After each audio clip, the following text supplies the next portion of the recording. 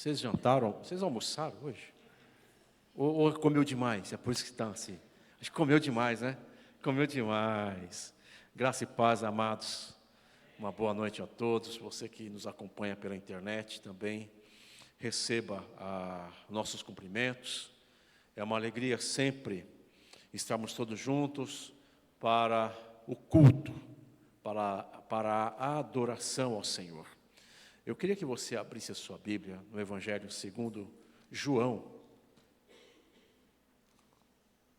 Evangelho de João, capítulo 19. Versículo 30.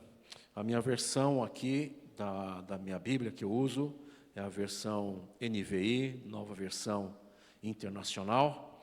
Mas se você tiver como outra versão aí em suas mãos, não fique preocupado, porque o texto é esse mesmo, tá bom? Quem já achou, dá glória a Deus. Isso, dá glória a Deus. Amém. Quem não achou, vai pedindo misericórdia. Evangelho de João diz assim, capítulo 19, versículo 30.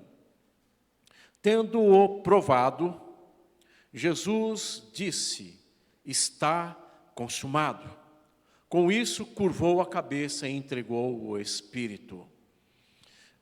Na versão Ara, está dizendo, quando, pois, Jesus tomou o vinagre, disse, está consumado. Inclinando a cabeça, rendeu o Espírito. Pai amado, nós lemos esse versículo, e essa parte das Escrituras, Senhor, nos remete àquele dia, Senhor, em que o Teu Filho ele foi morto na cruz. Senhor, fala com nossos corações, Senhor, nesta noite, a respeito do Teu amor por nós. O Teu amor que começou desde antes da fundação do mundo, que nos enxergou, que já ali Tu já nos conhecia e preparaste uma grande salvação através do Teu Filho Jesus. E hoje Tu tens nos dado o Teu Espírito.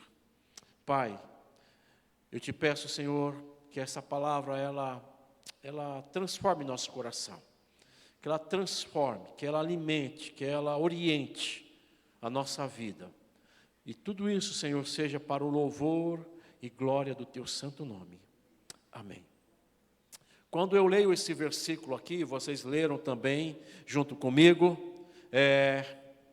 quando, pois, Jesus tomou o vinagre e disse, está consumado, parece que foge um pouquinho, mas lendo outros evangelistas, Mateus, Marcos, Lucas, diz que o Senhor bradou. Está consumado. Não, o Senhor bradou. Está consumado. E eu queria falar um pouco desse momento e do que é a obra do Senhor Jesus. Os textos auxiliares que eu utilizei para a base bíblica, são muitos textos, mas os principais textos são o Salmo 22, Isaías 53, Filipenses de 2, de 5 a 11, Hebreus 2, 14. A obra de Jesus Cristo, em primeiro lugar, ela está relacionada com a redenção do ser humano.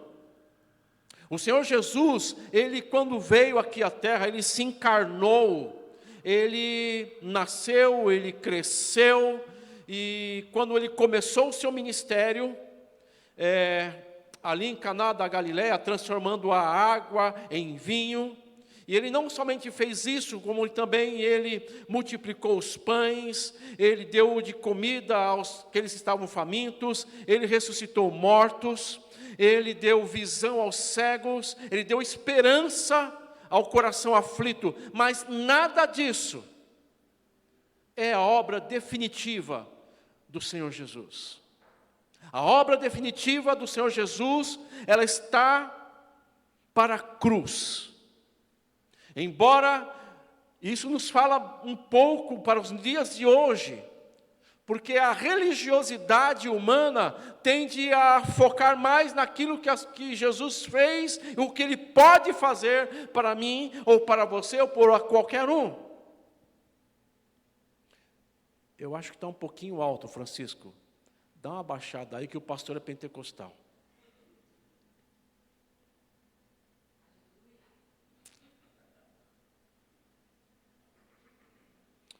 As pessoas que vivem em religião, elas se acercam da religião por aquilo que a religião pode oferecer para os seus dias terrenos.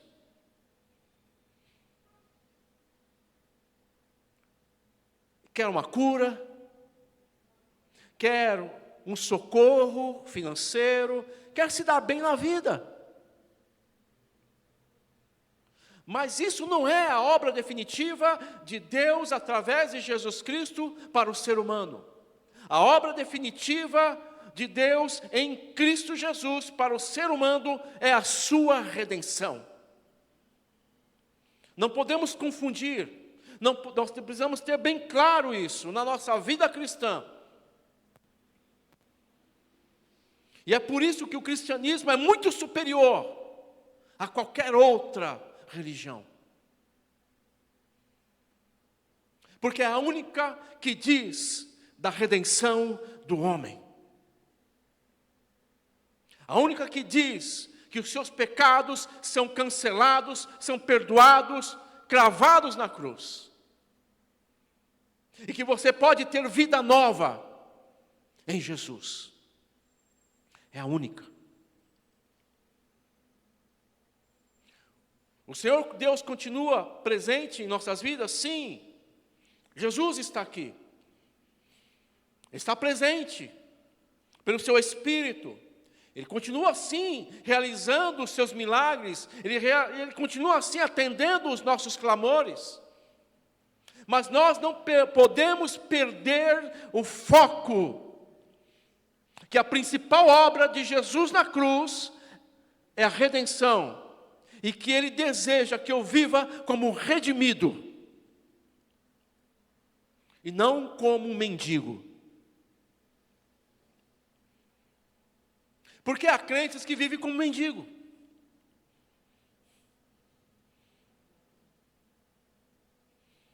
Tem um mendigo lá na rua, lá na Vila Tucuruvi, por sinal, é o meu xará. Ele pede todos os dias para todas as pessoas. Ele está ali há mais de 5 anos. E pedindo todos os dias para todas as pessoas, isso não o fez sair da mendicância. E tem cristão vivendo a vida cristã na mendicância, não cresce.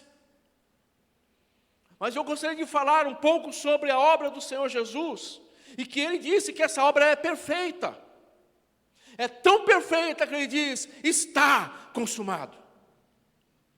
Ela é perfeita, não cabe mais retoque, não cabe outra obra, ela é definitiva. A obra de Jesus Cristo, o motivo da sua encarnação, é a redenção do homem, e logo o cristianismo é uma religião de expiação. Daqui a pouco eu vou explicar o que é expiação. Certa vez teve um congresso lá nos Estados Unidos de todas as religiões. Todas que você possa imaginar. Até aquelas doidas. Até aquela que você nunca ouviu falar. Estava lá. E cada uma se apresentou. O budista, o muçulmano, o espírita. E por aí foi. E por fim, foi escolhido um pastor que representasse os cristãos. Ele não abriu a Bíblia, mas ele trouxe para a plateia o seguinte, um texto de Shakespeare, de uma cena em que a personagem ela comete um assassinato. E as suas mãos elas estão sujas de sangue. E a fala daquela personagem no teatro de Shakespeare é assim: quem vai limpar as minhas mãos? Quem vai tirar esse sangue das minhas mãos? Não só lavar minhas mãos, mas tirar da minha mente essa culpa do que eu fiz. E a resposta daquele pastor foi: só Jesus faz isso. Porque cristianismo é expiação. Avancemos mais. Jesus foi para a cruz porque foi necessário. Foi necessário porque a santidade de Deus tornou-uma necessária. Abra comigo aí Abacuque 1:13. Abacuque no Velho Testamento, capítulo 1, versículo 13. E se você for mais rápido que eu, você pode ler em boa voz, em voz alta.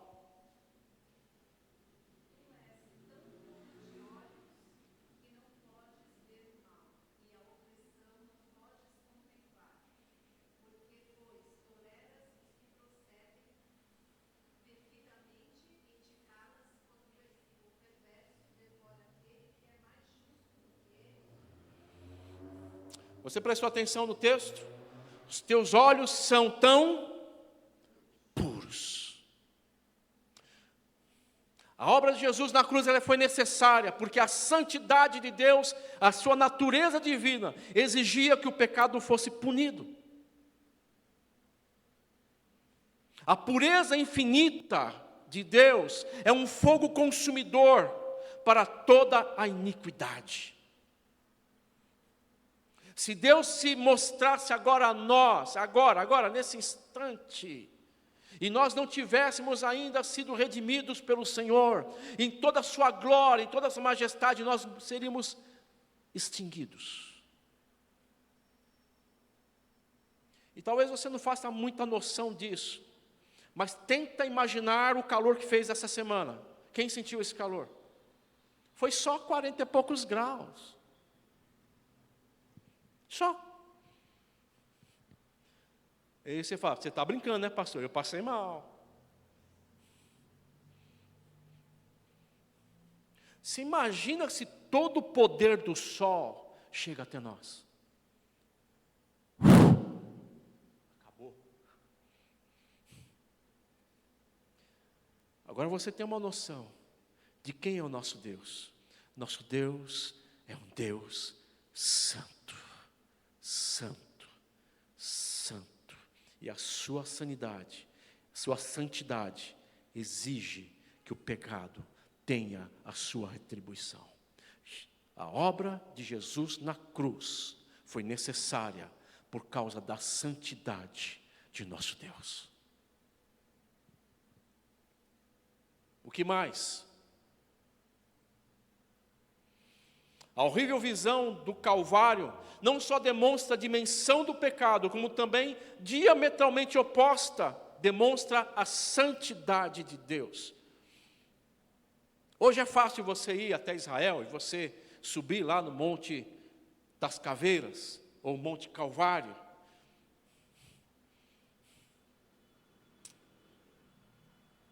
O lugar está até agradável. Mas ali era lugar de morte. Era um lugar terrível. Um lugar horrível. Não era perfumado, mas fedia a morte. Carniça.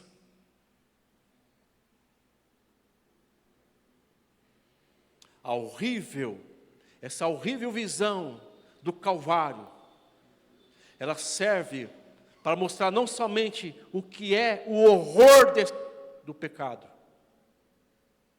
como também mostra quão alto preço foi pago por mim e por você naquela cruz. Foi necessário porque a nossa perdição e o nosso desvio tornou necessária a morte de Cristo. O texto de Romanos diz que nós andávamos mortos. Aliás, Efésios diz que nós andávamos mortos, perdidos, sem Deus no mundo, afastados da aliança de Israel. Essa era a nossa condição. E Jesus veio, a sua vinda e a sua obra na cruz foi como que um imã. Abra aí primeiro a carta de Pedro 2:25. Eu estou vendo aqui que poucos aqui vêm na escola dominical, então não se preocupe não, que hoje vai ser mais ou menos como uma escola dominical, viu? O pastor só ri. Primeira carta de Pedro 2:25 diz assim, ó: pois vocês eram como ovelhas desgarradas, mas agora se converteram ao pastor e bispo de suas almas. Isaías 59 diz, 1 e 2 diz lá em Isaías, ele diz que Deus olhou para a terra e viu e se admirou. Eu vou abrir aqui texto 59, 1 e 2. Vejam, o braço do Senhor não está encolhido que não possa salvar, e o seu ouvido tão surdo que não possa ouvir. Mas as suas maldades separaram vocês do seu Deus, os seus pecados esconderam de vocês o rosto dele, e por isso ele não os ouvirá.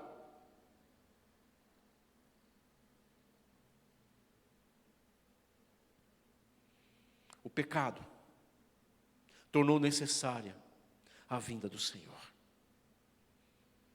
O pecado tornou necessário a cruz.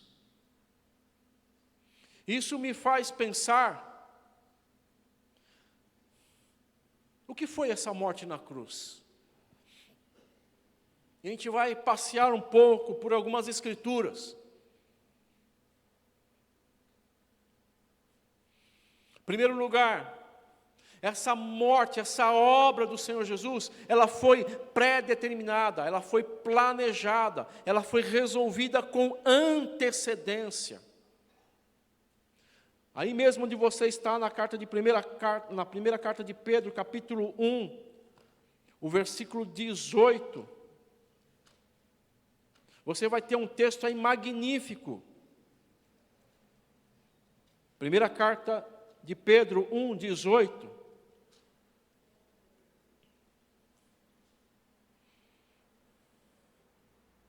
Diz assim, pois vocês sabem que não foi por meio de coisas perecíveis, como prata ou ouro, que vocês foram redimidos da sua maneira vazia de viver, transmitida por seus antepassados, mas pelo precioso sangue de Cristo, como de um cordeiro, sem mancha e sem defeito, conhecido antes da criação do mundo, revelado nesses últimos tempos em favor de vocês.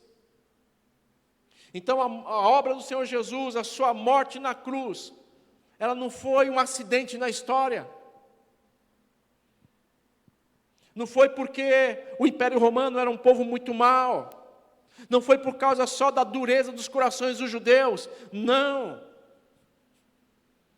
Foi algo que estava escondido no conselho de Deus, antes da fundação do mundo. E eu gosto muito, às vezes eu sou como criança, sabe? Deixa eu fazer aqui um parênteses aqui. Outro dia furou o pneu do meu carro, faz 22 anos atrás, 23 anos atrás, furou o pneu do meu carro, e eu falei, uau, agora eu vou pegar o macaco, né? E o meu filho pequenininho ficou com o rostinho grudado assim no vidro. E eu desci, peguei lá o macaco. Ele pergunta, mamãe, cadê o macaco?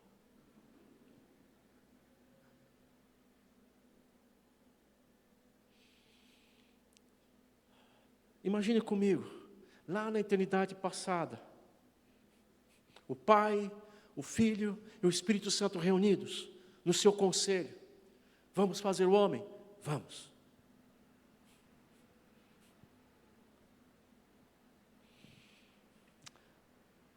Aí um deles assim, mas ele vai cair. é verdade, ele vai cair. E agora? Como é que vai ser? E Deus Pai faz o seguinte: você desce lá e resolve a questão com seu sangue. E o Espírito fala: tudo bem, eu desço para selar quem crer e for batizado. Aleluia. Foi algo pensado. Se você está aqui nessa noite, é porque Deus pensou em mim e em você. Nós estávamos escondidos em Adão. Nós nascemos já mortos em nossos pecados, por causa da herança maldita de Adão. Mas o amor de Deus, desde antes da fundação do mundo, estava olhando para aqueles que creriam. E você está aqui porque você foi atingido pelo amor de Deus.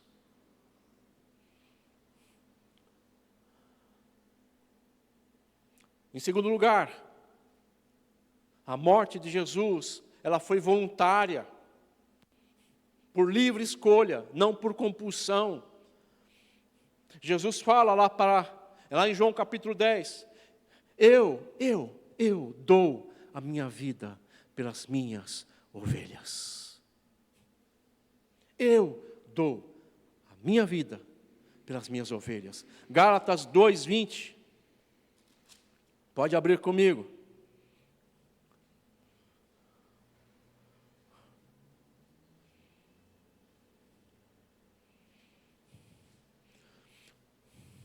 Fui crucificado com Cristo. Assim já não sou eu quem vive, mas Cristo vive em mim. A vida que agora vivo no corpo, vivo-a pela fé no Filho de Deus, que me amou e se entregou por mim. Isso foi voluntário.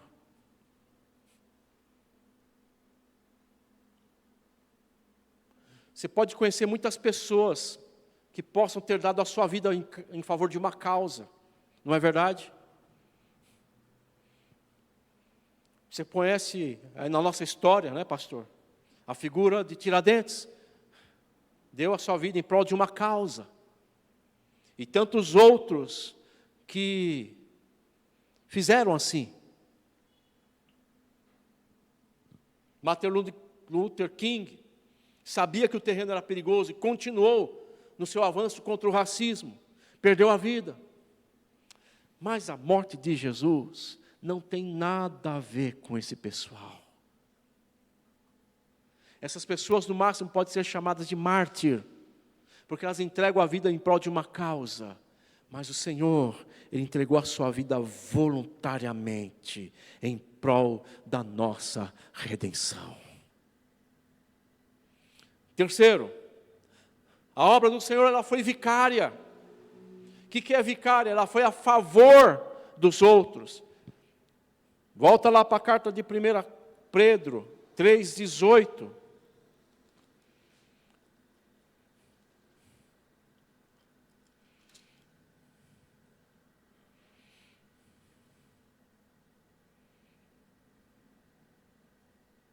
Pois também Cristo sofreu pelos pecados uma vez por todas, o justo pelos injustos,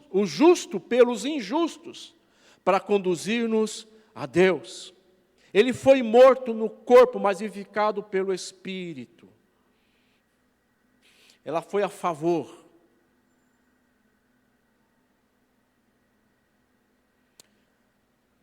Deixe-me falar uma coisa, e você já deve saber, mas para quem vai assistir isso pela internet, é muito bom que fique gravado. Não há nada, absolutamente nada, que o ser humano possa fazer em prol da sua redenção. Ele pode ser uma pessoa moralmente correta, pode procurar ser correto em todos os seus tratos, na sua palavra, no seu pensamento. Ele pode ser correto com a sua família, ele pode ser correto com os seus negócios, ele pode ter um caráter ilibado.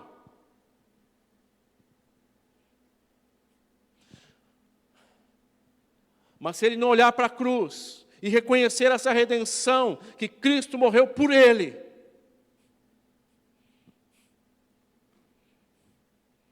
é como um trapo de imundícia. Não vale nada. Próximo.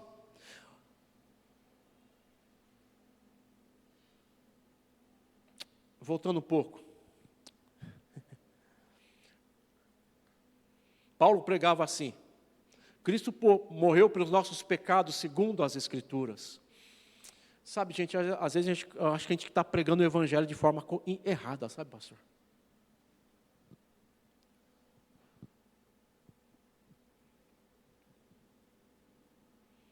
Porque a gente está pregando às vezes assim, ó: vem para Jesus, e seus problemas serão resolvidos. Vem para Jesus, e essa dor na sua alma vai cessar. Vem para Jesus, os seus problemas financeiros serão todos resolvidos. Isso não é Evangelho.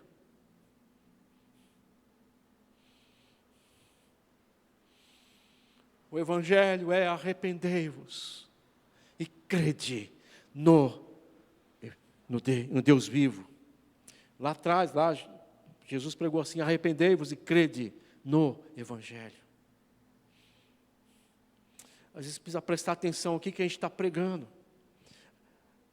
Às vezes a gente fica conduído mesmo daquele colega nosso de trabalho. Não é verdade? A gente fala: Senhor, abre a porta para eu falar da tua pessoa para ele. Aí quando ele está mais frágilzinho emocionalmente, você põe a mão no ombro dele: olha, Jesus pode fazer isso por você. Deus não precisa desse tipo de psicologia. Deus não precisa desse tipo de porta. Nós precisamos entender, e também pregar da forma correta: arrependei-vos e crede no Evangelho. Esse Evangelho é para o rico, esse Evangelho é para o pobre, esse Evangelho é para o que tem saúde, aquele que está enfermo. Esse Evangelho é para todos, sem acepção de pessoas. Este é o Evangelho. Ele é para o religioso, e é para aquele também que não crê em Deus. Esse Evangelho tocou no coração de Nicodemos. Esse Evangelho tocou no coração de Natanael. Tocou no coração de Paulo. Tocou no coração de Pedro. Tocou até no coração daquela pessoa que estava no seu carro, indo embora de Jerusalém, quando Filipe vai perto da carruagem e começa a falar do Evangelho, e aquela pessoa crê no Evangelho e é batizada. É para todos. A obra de Jesus, ela foi sacrificial, ou seja, ela foi o holocausto pelo pecado. Há muitos textos que falam sobre isso, mas eu quero ler lá a primeira carta de Paulo aos Coríntios, capítulo 5, versículo 7.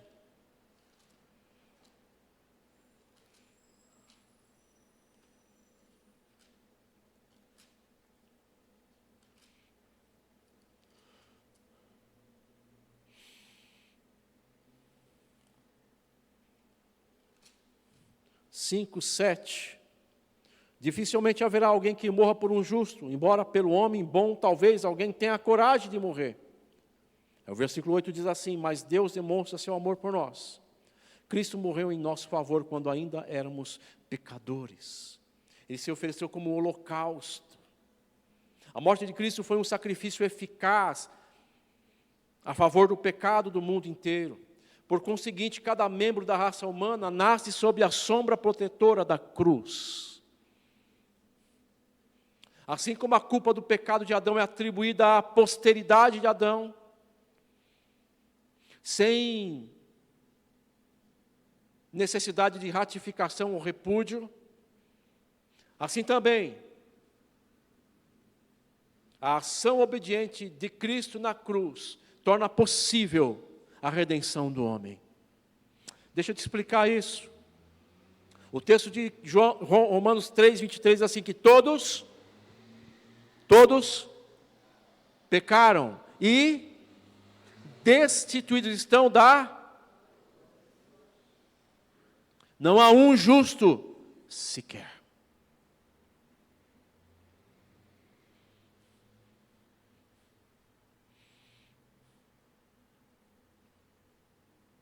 Quando Adão caiu a raça humana.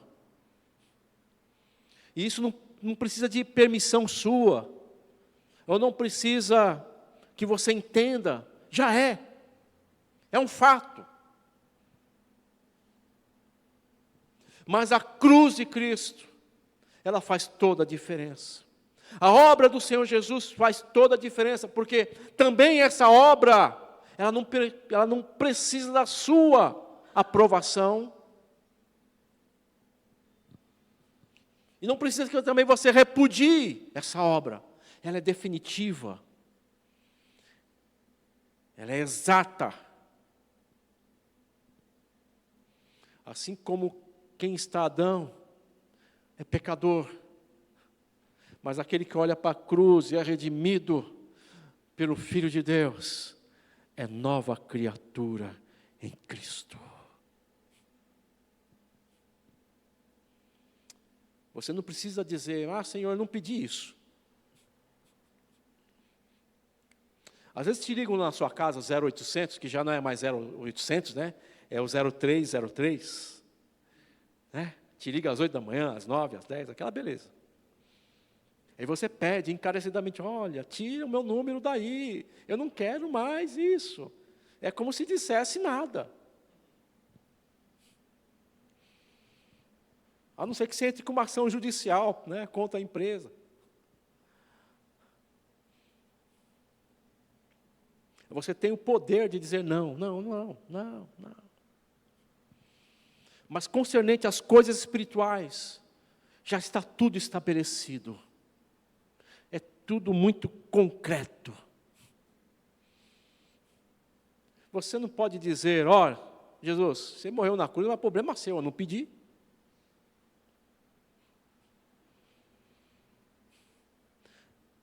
Aí você fala, tá certo, mas pastor, o que isso significa? Na mente humana significa assim, eu não preciso de você, e eu também não vou para o inferno, porque não tem nada a ver, eu não creio em ti. Mas diz as Escrituras que o mundo inteiro será julgado de acordo com o Evangelho, quer creiam ou quer não creiam. Jesus disse, ide pregai o Evangelho a toda criatura. Quem crer e for batizado será, mas quem não crer já está condenado. Às vezes as pessoas agem como se elas estivessem lá no conselho de Deus, sabe? Fosse o quarto membro da Trindade. Estivesse discutindo com Deus. Não, Deus, não precisa disso aí. Eu renego. Esse negócio de inferno não existe. Um famoso pregador disse assim, ei, você que está me ouvindo pela televisão, no bar, no motel, onde você estiver, você ligou a televisão, agora você ouça. Você precisa de Cristo. Você precisa do Senhor, e só Ele salva a sua alma do inferno. Mas não pense que agora você está de boa, porque agora que você já ouviu, o próprio Senhor vai usar isso contra você naquele dia. Naquele dia Ele vai falar, olha, você estava lá naquele motel, você ligou a televisão, você ouviu o Evangelho, e você disse não. O Evangelho de Deus salva. Mas o Evangelho também de Deus condena.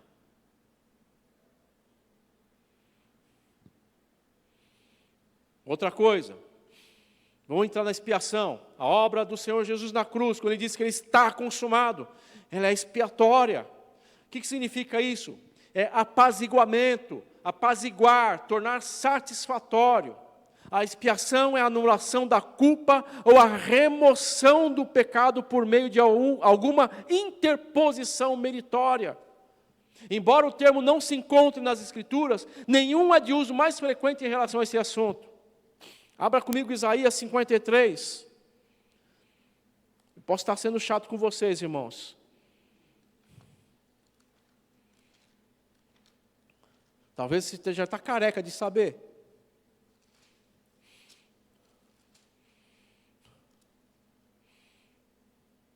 Isaías 53, versículo 4 até 6. Certamente Ele tomou sobre si as nossas enfermidades e sobre si levou as nossas doenças. Contudo, nós o consideramos castigado por Deus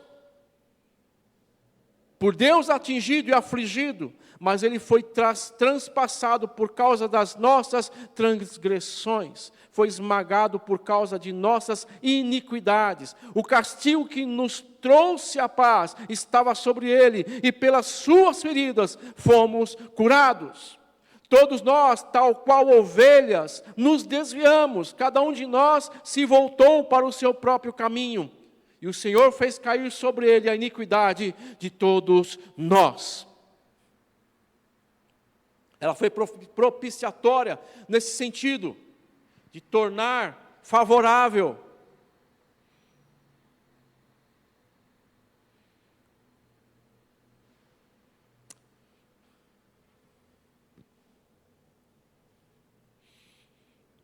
Quem aqui tem patrão?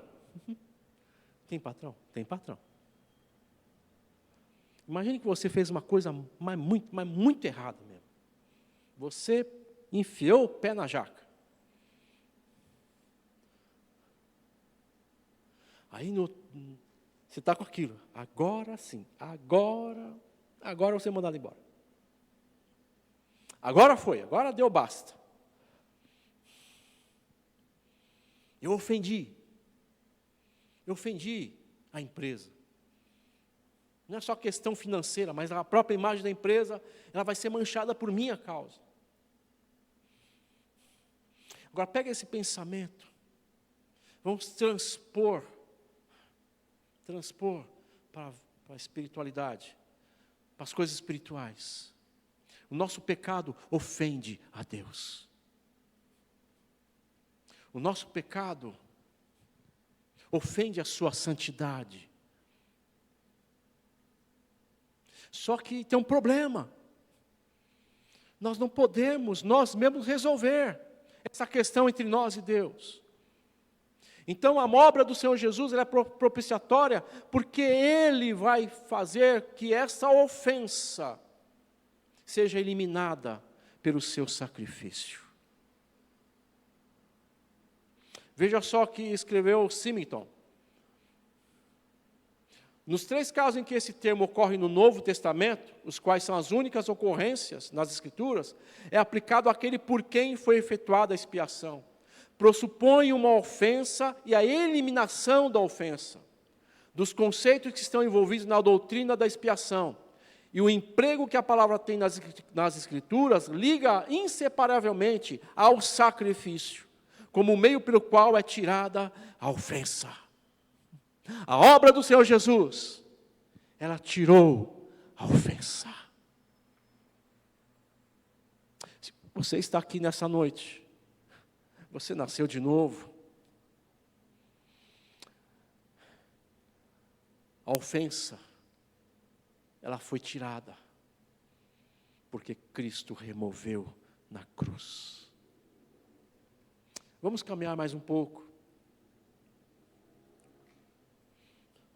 E quando nós falamos sobre ofensa, lá em Ezequiel 18, do 20 ao 32, eu não vou ler todo o texto, mas eu vou dizer algo assim, que você vai encontrar: a alma que pecar, essa morrerá. A alma que pecar, essa morrerá. A morte de Cristo na cruz não foi um ato vingativo de Deus, mas antes o cumprimento da exigência que o preço do pecado admitia, a morte. Cristo cumpriu cabalmente e fielmente o preço do pecado que o pecado admitia. A ira de Deus caiu sobre ele. Sua morte nos propiciou sermos aceitos diante dele. Quando ele disse, está consumado, quando o Senhor entregou o seu Espírito,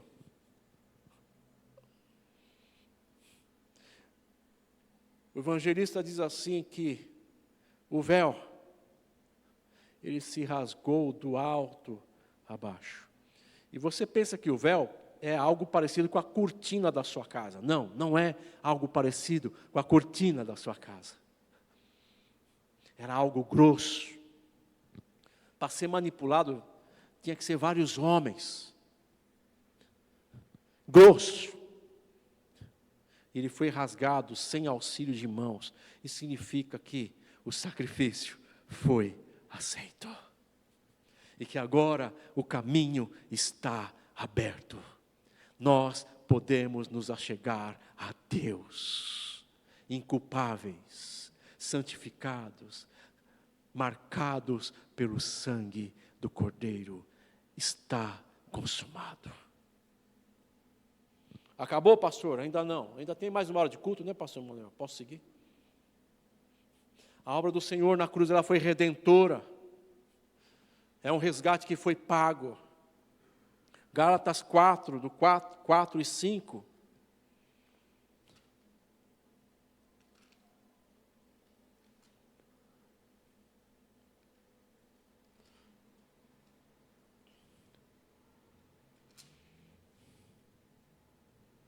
Mas quando chegou a plenitude do tempo, Deus enviou o seu Filho, nascido de mulher, nascido debaixo da lei, a fim de redimir os que estavam sob a lei, para que recebêssemos a adoção de filhos. E porque vocês são filhos, Deus enviou o Espírito de seu Filho ao coração de vocês, e Ele clama, Abba, Pai. A obra do Senhor Jesus, ela foi redentora. Resgate pressupõe o livramento por meio de um substituto. A palavra de Deus fala que nós estávamos cativos, nós estávamos encerrados em grilhões. E nós não tínhamos nenhuma capacidade de nos libertar por força própria. Mas foi pago um preço. E esse preço foi muito caro. Cristo nos remiu da maldição imposta por uma lei desobedecida. Ele se fez maldição em nosso lugar. Mas esse preço foi pago para quem? Quem vocês acham? Para quem foi pago o preço? Ah, foi para o diabo, pastor. É ele que estava nos prendendo lá. Será?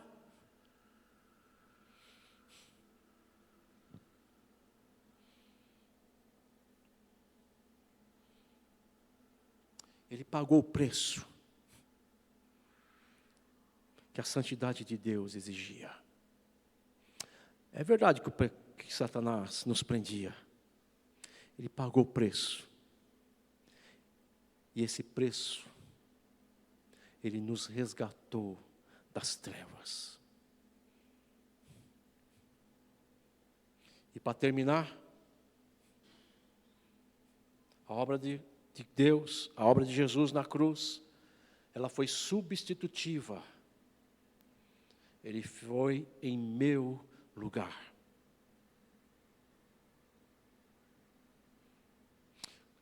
Como o fiador dos homens, Cristo se coloca voluntariamente na situação dos pecadores, porém sem pecado. Assumiu a responsabilidade da culpa e suportou em seu corpo toda a retribuição da penalidade do pecado. Queria falar uma coisa para você. Quando o Senhor fala sobre resgate e sobre substituição, eu quero que você entenda o que está lá, um pouquinho do original. O texto fala em 3 palavrinhas: agorazo, exagorazo e ilustrou. É aquela ideia. Vocês já assistiram, vocês podem confessar o pecado. Vocês já assistiram a Escravo Isauro, eu sei que vocês já assistiram. Ou vocês já assistiram algum filme que tinha escravos? E o escravo, ele era comprado no mercado. Ele saía das mãos daquele homem que detinha o poder sobre aquela vida para passar sobre o poder de outra pessoa. E a ideia aqui de agorazo é isso aí. Ele deu o preço. Pagou o preço. Jesus pagou o preço. Só que o exagorazo é um outro verbo que dá a entender mais ou menos assim. Ele não só pagou o preço, mas ele tirou você do mercado. Você não vai mais ser vendido novamente. Mas não somente ele fez isso, mas como também ele te colocou na casa dele como filhos adotados.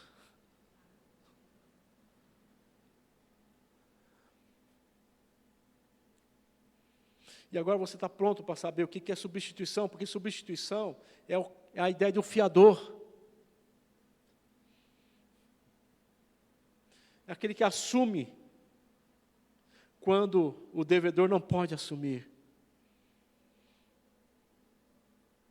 Ele levou sobre si toda a responsabilidade.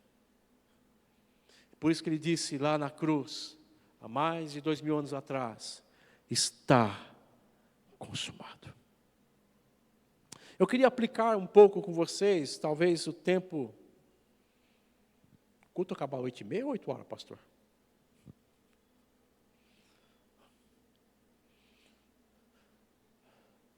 Para você que me assiste pela internet, se você ainda não é de Cristo, meu convite é que você olhe para a cruz. Que você seja iluminado pelo poder do Espírito Santo, que convence o homem do pecado, da justiça e do juízo. Seja convencido que Jesus fez essa obra por você. E nós que somos crentes, como podemos olhar novamente para esse texto está consumado e sermos revigorados? Pense comigo, depois de tudo isso que nós explanamos sobre que é a obra de Jesus, como que deveria estar o seu coração?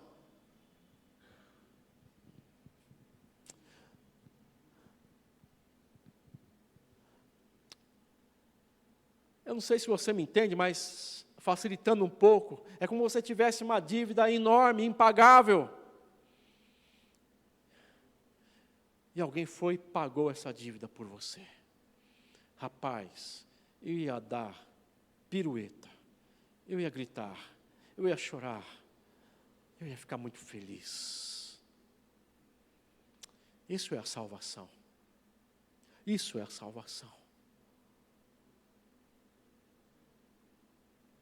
E às vezes nós nos pegamos num certo movimento das nossas vidas, em que parece que a alegria da salvação já não existe mais. As dificuldades da vida e aquela mesmice. Eu não sei se você veio para a igreja hoje querendo ou não, ou por uma obrigação, ou porque queria ouvir algo de Deus para a sua vida, mas eu sei que você está aqui. Está aqui bem sentado. Mas você já não tem, mas aquela alegria já não existe mais.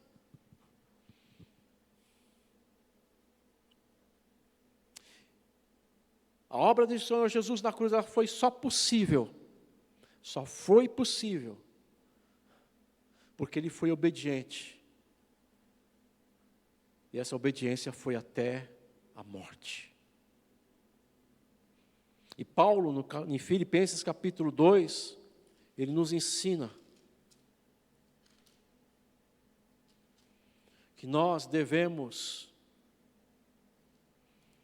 ter como atitude a mesma de Cristo Jesus. Filipenses 2,5 diz: seja a atitude de vocês a mesma de Cristo Jesus, que embora sendo Deus, não considerou que o ser igual a Deus era algo que devia pegar-se, mas ele se esvaziou de si mesmo, vindo a ser servos.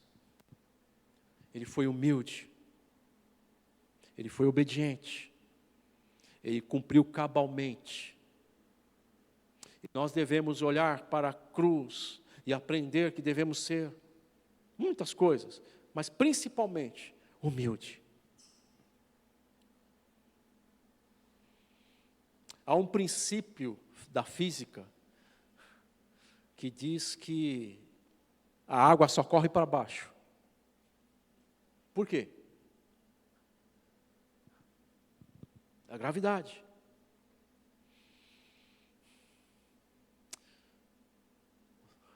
Às vezes nós nos esquecemos dessa obra tão magnífica do Senhor, mas esquecemos que Ele é Deus.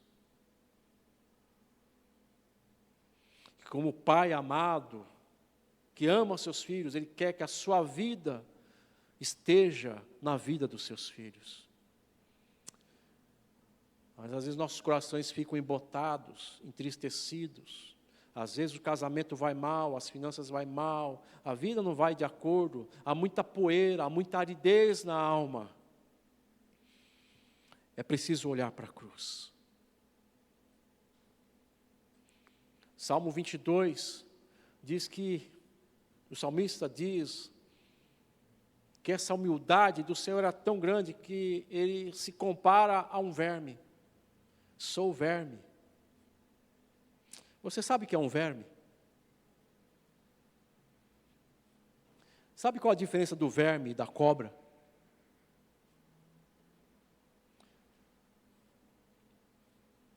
Cutuca o verme para você ver.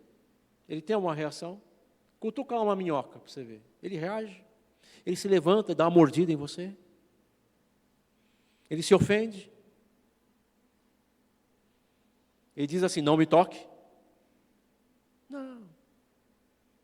Você joga para lá, joga para cá. Tenta fazer isso com uma cobra. O texto do Salmo 22 diz assim: sou verme e não gente.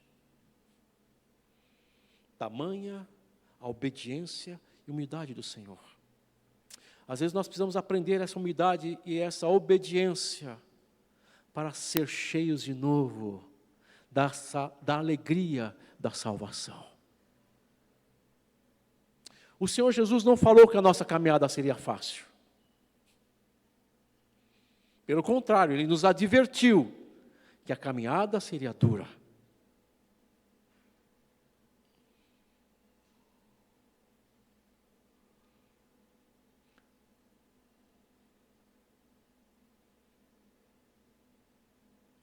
Mas Ele disse: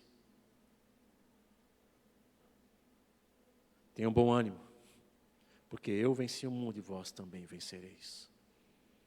Como é que está a sua vida cristã?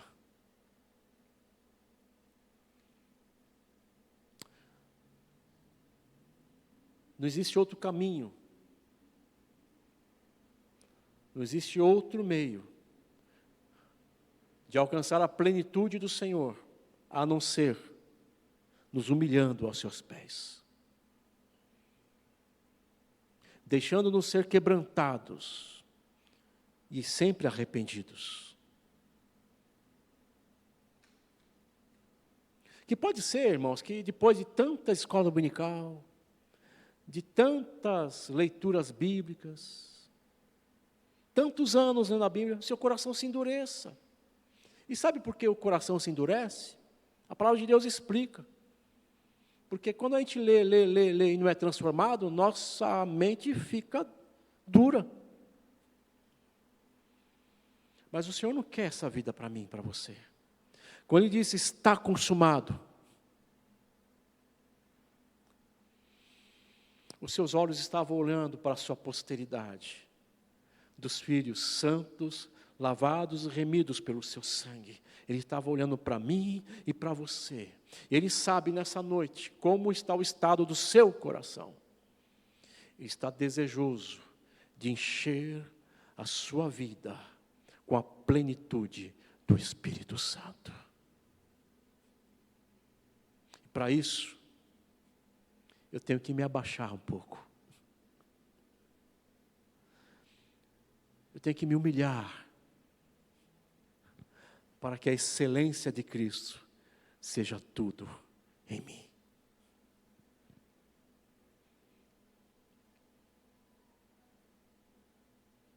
Davi, no Salmo 51, quando ele pecou, no episódio de Batseba, ele se humilhou diante do Senhor.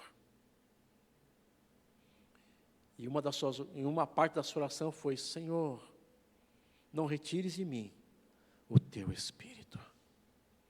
Torna-me a dar a tua alegria. O Senhor nos chamou para sermos alegres.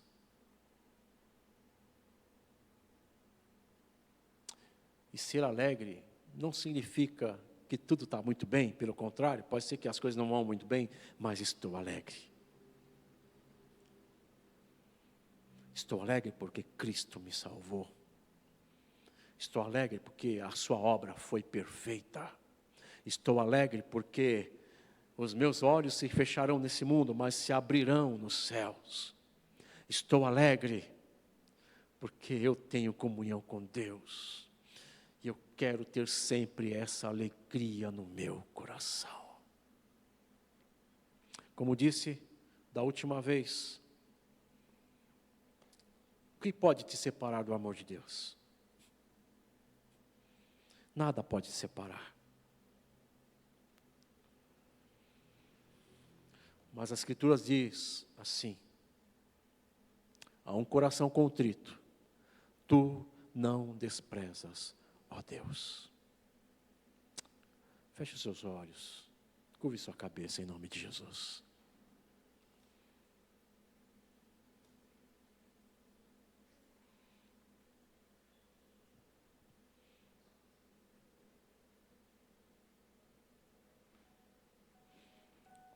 Pode só dedilhar a rua de cruz, por favor.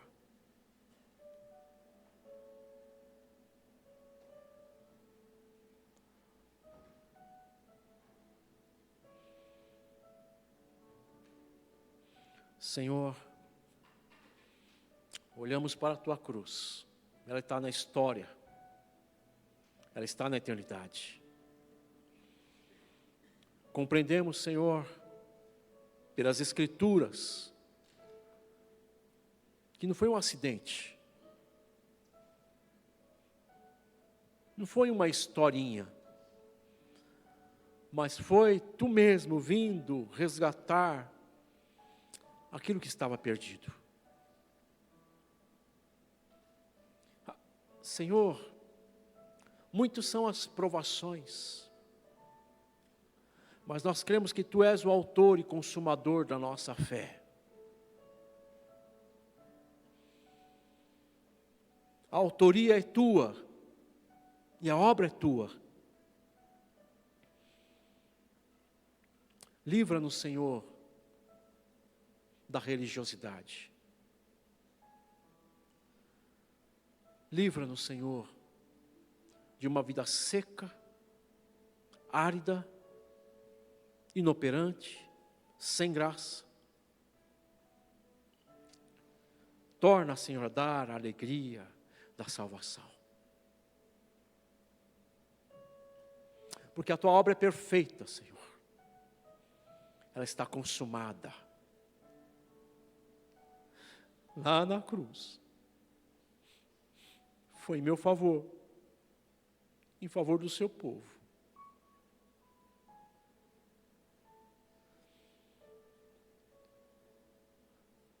Traz, Senhor, vida abundante, na vida redimida. Traz, Senhor, o frescor dessas sua presença maravilhosa do teu Espírito e sejamos cheios de Ti. De tal modo, Senhor, que encharcados de Ti,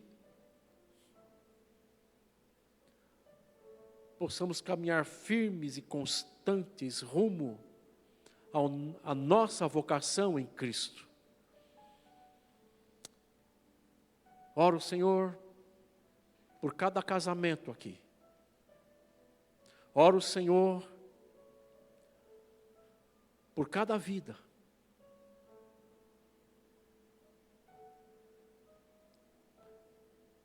Para que seus olhos e sua alma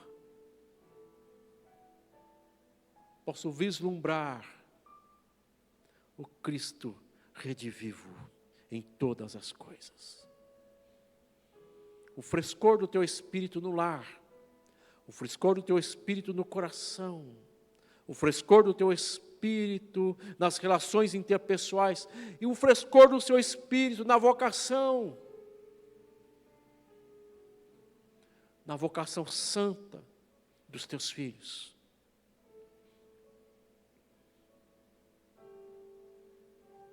O Teu brado na cruz está consumado.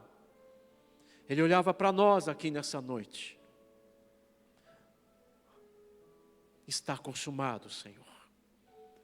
A Tua obra, ela é perfeita. Que vivamos, Senhor, essa vida,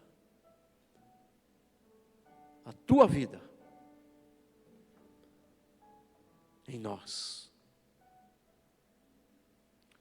Mesmo em face das muitas tribulações, mas nunca perdendo de foco, que está consumado, que a vitória, ela já é nossa. Adestra, Senhor, nossas mãos, fortalece, Senhor, nossos joelhos, firma nossos pés, revigora, Senhor, nessa noite ministério, Senhor. Sim, ministérios claudicantes. Revitaliza, Senhor, dons e talentos na alma do crente. Porque estamos na Tua casa, Senhor, como libertos do pecado, mas vivos para Deus. Obrigado, Senhor. Obrigado pela Tua palavra. Em nome de Jesus. Amém.